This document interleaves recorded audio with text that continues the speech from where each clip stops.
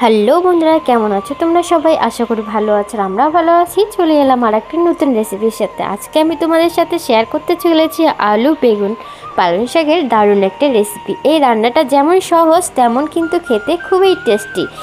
তো দেখো, রান্নাটা করার জন্য আমি এখানে পেঁয়াজ কেটে নিয়েছি, কাঁচা লঙ্কা কেটে নিয়েছি, বেগুন কেটে নিয়েছি, সাথে আলুও কেটে নিয়েছি, আর পালং শাকটা ধুয়ে কেটে একদম রেডি করে নিয়েছি। এই রান্নাটা করতে কিন্তু খুব বেশি উপকরণের দরকার পড়ে না, খুব অল্প উপকরণেই এই রান্নাটা হয়ে যায়, আর খুব বেশি সময়ও লাগে না এই রান্নাটা করার জন্য। তো চলো কথা না বাড়িয়ে রান্নাটা শুরু করা যাক। তোমরা যদি কেউ আমার চ্যানেলে নতুন হয়ে থাকো, এখনই আমার চ্যানেলটিকে সাবস্ক্রাইব করোনি, প্লিজ আমার চ্যানেলটিকে সাবস্ক্রাইব করে দিও, আর পাশে থাকা বেল আইকনটিতে ক্লিক করে দিয়ে অল করে দিও, যাতে আমার ভিডিও আসার সাথে সাথে তোমাদের কাছে পৌঁছে যায়। আর পুরনো বন্ধুদের বলছি অনেক অনেক ভালোবাসা আমাকে এতটা সাপোর্ট করার জন্য। তো চলো রান্নাটা শুরু করে দিয়েছি। আমি প্রথমে একটা কড়াই বসিয়ে নিয়েছি। কড়ার মধ্যে দেখো বেশ কিছুটা পরিমাণে সর্ষের তেল দিয়েছি, আর তেলটাও গরম হয়ে গেছে। এখন আমি পেঁয়াজ আর কেটে যে রেখেছিলাম কাঁচা লঙ্কাটা, সেটা আমি দিয়ে দেবো।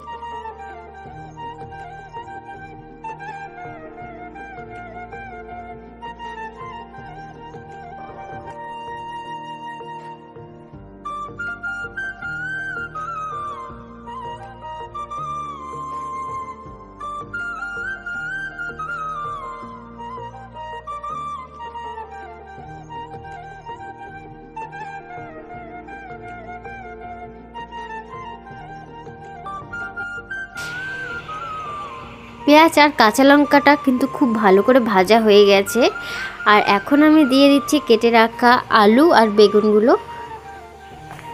আলু আর বেগুনটা কিন্তু খুব ভালো করে ভেজে নেব। আর এখন আমি অ্যাড করব স্বাদ মতো লবণ আর পরিমাণ মতো হলুদ। তো দেখতে পাচ্ছ আমি হলুদ দিয়ে দিয়েছি, স্বাদ মতো লবণও দিয়ে দিচ্ছি। লবণ আর হলুদটা দিয়ে কিছুক্ষণ কিন্তু ভালো করে ভেজে নেব আলু আর বেগুনটা। তো বন্ধুরা দেখতে পাচ্ছ আলু আর বেগুনটা কিন্তু খুব সুন্দর করে ভেজে নিয়েছি। এখন আমি কেটে রাখা পালং শাকগুলো দিয়ে দিচ্ছি।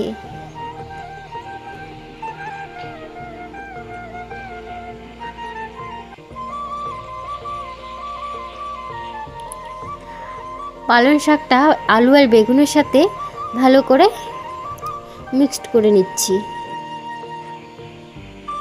আর এখন আমি ঢাকা দিয়ে দিলাম কিছুক্ষণের জন্য। তো বন্ধুরা দেখো, সবজি থেকে ঢাকাটা আমি তুলে নিলাম, আর তুলে নিয়ে দেখি যে কতটা পরিমাণে আমি শাক দিয়েছি আর কতটুকু হয়ে গেছে। তো এখন আমি সামান্য পরিমাণে জিরে দিয়ে দিচ্ছি।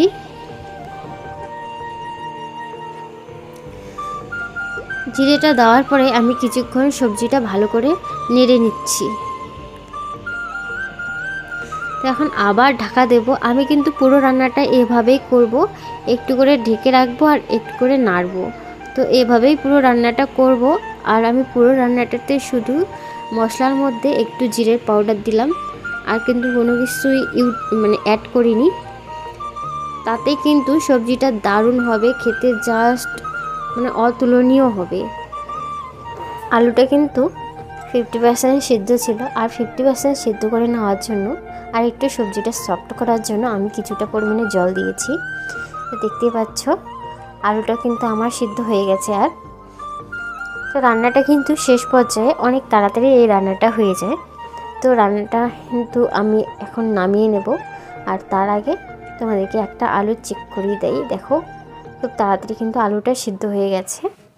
আর এখন আমি ধনেপাতা কুচি দিয়ে দেবো এখানে। তো দেখো ধনেপাতা কুচিটা দিয়ে দিয়েছি। এখন আমি কিছুক্ষণ নেড়ে চেড়ে নেব। আর রান্নাটা কিন্তু আমার এখন কমপ্লিট হয়ে গেল। তো বন্ধুরা কেমন লাগলো আজকের রেসিপিটা অবশ্যই জানাবে। তোমাদের সুন্দর কমেন্টের অপেক্ষায় রইলাম। এই সাধারণ রান্নাটা আমার কেমন লাগলো অবশ্যই জানাবে। ভালো লাগলে অবশ্যই একটা লাইক করে দিয়ে চ্যানেলটিকে সাবস্ক্রাইব করে দিয়ে পাশে থাকা বেল আইকনটিতে ক্লিক করে দিয়ে অল করে দিও, যাতে আমার ভিডিও আসার সাথে সাথে তোমাদের কাছে পৌঁছে যায়। দেখো রান্নাটা কিন্তু খুবই লোভনীয় হয়েছে, খেতেও কিন্তু খুব টেস্টি হয়েছিল। তো আজকে এ পর্যন্তই, টাটা বাই।